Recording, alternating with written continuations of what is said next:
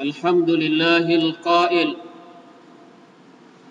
إنا فتحنا لك فتحا مبينا ليغفر لك الله ما تقدم من ذنبك وما تأخر ويتم نعمته عليك ويهديك صراطا مستقيما وينصرك الله نصرا عزيزا أشهد أن لا إله إلا الله وحده لا شريك له له الملك وله الحمد يحيي ويميت وهو على كل شيء قدير وأشهد أن محمدا عبده ورسوله الرحمة المهداة والنعمة المسداة والسراج المنير اللهم صل وسلم وبارك على سيدنا محمد حبيبنا وشفيعنا وقدوتنا نبي الرحمة وشفيع الأمة وعلى آله وأصحابه ومن تبعه ونصره ووالاه وبعد فيا عباد الله اتقوا الله حق تقاته ولا تموتن إلا وأنتم مسلمون. Wahai hamba Allah, bertakwalah kepada Allah Subhanahu wa taala dengan sebenar-benar takwa, dan janganlah kamu mati melainkan sebagai orang Islam. Sidang Jumaat yang dirahmati Allah Subhanahu wa taala, ayat yang dibaca di awal khutbah tadi menyentuh tentang kemerdekaan kota Mekah melalui peristiwa pembukaan kota Mekah, Fathu Makkah, yang menyaksikan Nabi sallallahu alaihi wasallam menumbangkan lebih dari 360 berhala yang berada di sekeliling Kaabah.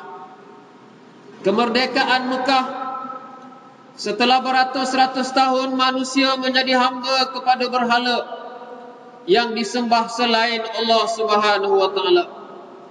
Sejak Amru bin Luhai, salah seorang pemimpin Quraisy, membawa masuk berhala ke Mekah.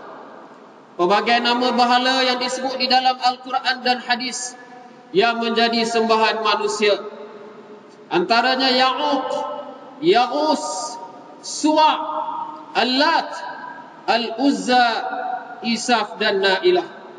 Berhala-berhala ini terus menjadi sembahan penduduk Mekah dan masyarakat semenanjung tanah Arab yang berada di sekitar Mekah.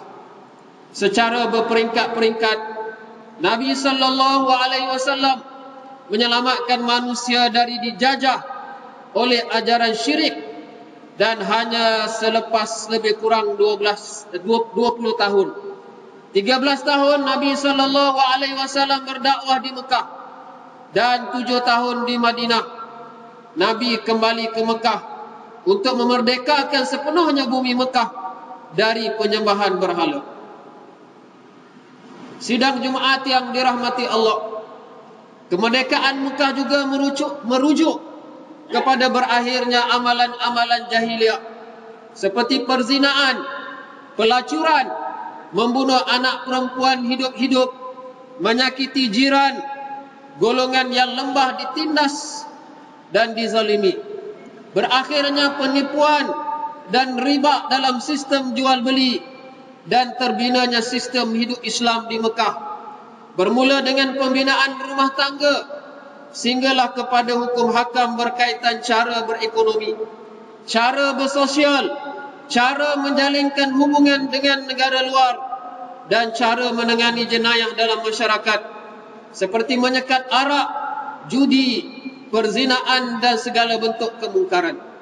Kemerdekaan Mekah juga menjadi titik tolak kepada kestabilan kerajaan Islam yang berpusat di Madinatul Munawwarah di bawah pimpinan junjungan besar Nabi kita Muhammad sallallahu alaihi wasallam.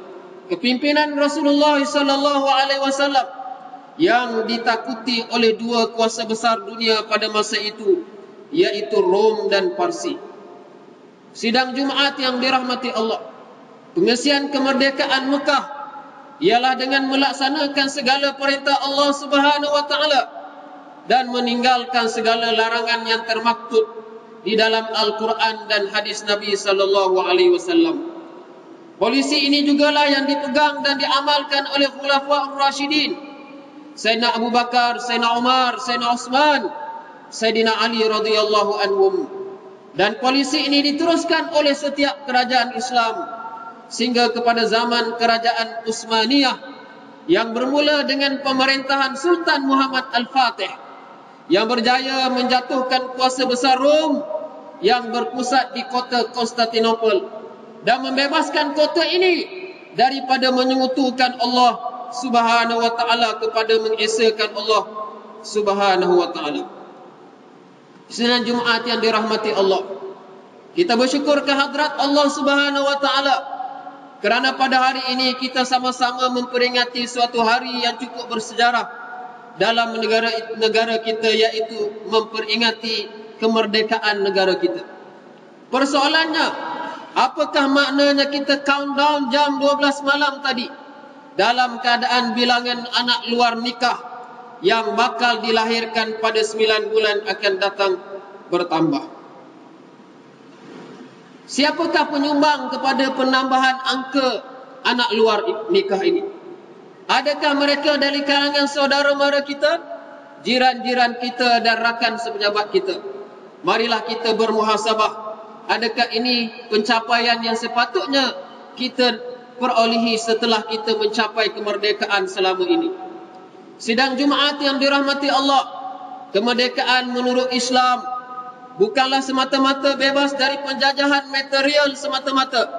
Sebaliknya, kemerdekaan yang sebenar dalam Islam apabila manusia memerdekakan dirinya dari menyembah selain Allah Subhanahu wa taala kepada menyembah Allah yang Maha Esa, seperti mana yang terkandung di dalam ungkapan Rib'i bin Amir ketika beliau bertemu dengan panglima tentera Rom yang bernama Rustum.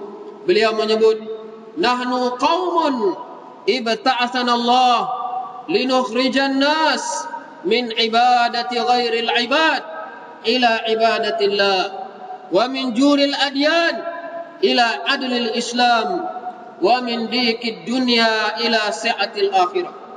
Kami adalah kaum yang diutuskan oleh Allah untuk membebaskan dan memerdekakan manusia dari penyembahan hamba kepada penyembahan Allah Subhanahu wa taala, dari kezaliman ajaran-ajaran yang lain kepada keadilan Islam, dan dari kesempitan dunia kepada keluasan akhirat.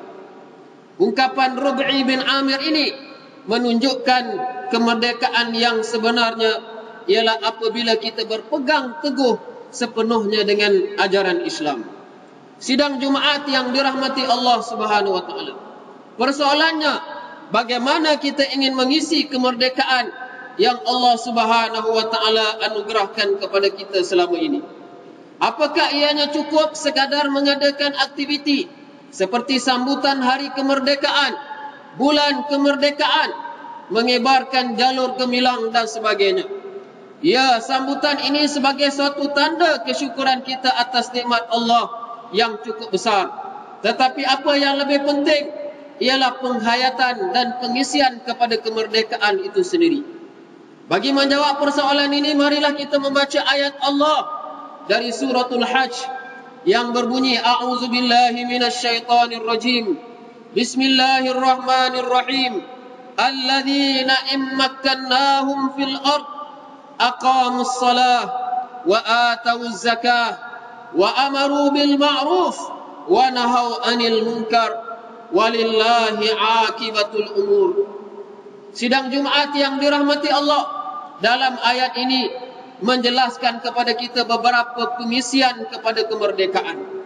Yang pertama ialah aqamus salat, mendirikan salat dan melakukan ibadat-ibadat lain yang akan menghampirkan diri kita kepada Allah Subhanahu wa taala.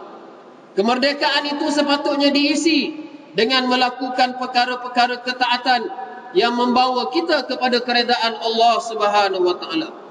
Dalam kita membangunkan dan memajukan negara, kesibukan kita menjalankan tugas harian, jangan sampai kita lupa akan tanggungjawab kita kepada Allah Subhanahu wa taala. Marilah kita sama-sama bermuhasabah setelah kita mencapai kemerdekaan lebih setengah abad. Berapa ramai masyarakat kita yang masih tidak pandai mengerjakan solat? Mereka yang tahu mengerjakan solat, berapa ramai yang menunaikan solat? Apakah masjid kita penuh seperti penuhnya pusat membeli belah? Apakah solat menjadi ajadah penting dalam rutin harian kita? Sejauh mana masyarakat kita menghayati Islam dalam erti kata yang sebenarnya? Dalam kita mengecapi nikmat kemerdekaan, janganlah kita lupa untuk bersyukur kepada Allah Subhanahu wa taala atas nikmatnya yang sangat banyak. Sidang Jumaat yang dirahmati Allah, pengisian kedua kepada kemerdekaan yang dinyatakan oleh Allah dalam suratul Hajj ini ialah wa atawuz zakah, mengeluarkan zakat, atau dalam arti kata yang lain, memastikan ekonomi kita, keluarga kita, masyarakat kita dan negara kita bebas dari sumber-sumber yang diharamkan oleh Allah Subhanahu wa taala, sama ada berupa riba atau penipuan. Golongan yang berada perlu membantu golongan yang miskin dengan cara yang mengeluarkan zakat dan bersedekah. Golongan yang miskin dan tidak berkemampuan, janganlah sekadar mengharapkan bantuan.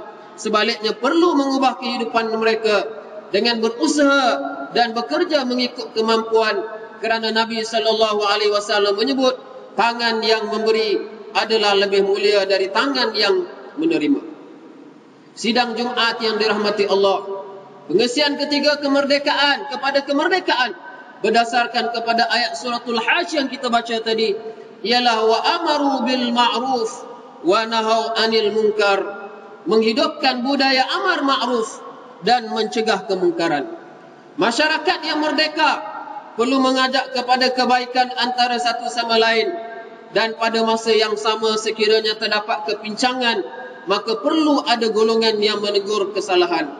InsyaAllah dengan melaksanakan amar ma'ruf dan nahi munkar akan dapat mewujudkan masyarakat yang aman dan makmur. Justru itu, sempena hari kemerdekaan ini, marilah kita kembali kepada Al-Quran dan hadis dalam mengisi kemerdekaan yang dikurniakan oleh Allah Subhanahu wa taala. Marilah kita bersama-sama mengingati dan menghayati perjuangan generasi yang lalu memperjuangkan kemerdekaan sehingga mereka terkorban. Marilah sama-sama kita mempertahankan kemerdekaan negara daripada jajahan kuasa besar dalam bentuk moden.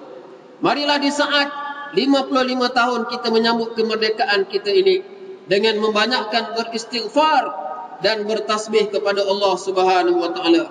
Firman Allah Azza wa Jalla, Bismillahirrahmanirrahim. Iza jaa nasrullahi wal fath wa ra'aitan nasa yadkhuluna fi dinillahi afwaja fasabbih bihamdi rabbika wastaghfir innahu kana tawwaba.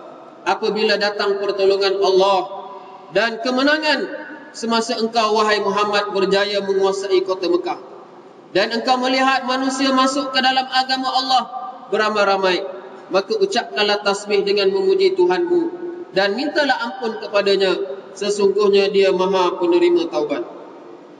Semoga Allah mencatat kita di kalangan hamba-Nya yang bersyukur, yang mengisi nikmat kemerdekaan dengan pengisian yang mendapat keredaannya dan jauh dari kemurkaannya. Barakallahu li wa lakum fil Qur'anil azim wa nafa'ani wa iyyakum bima fihi minal ayati wa dzikril hakim wa taqabbala minni wa minkum tilawatah innahu huwas samiul alim wa astaghfirullahal azim li wa lakum wa lisairil muslimina wal muslimat wal mu'minina wal mu'minat fastaghfiruhu fa ya fawzal mustaghfirin wa ya najatat taibin.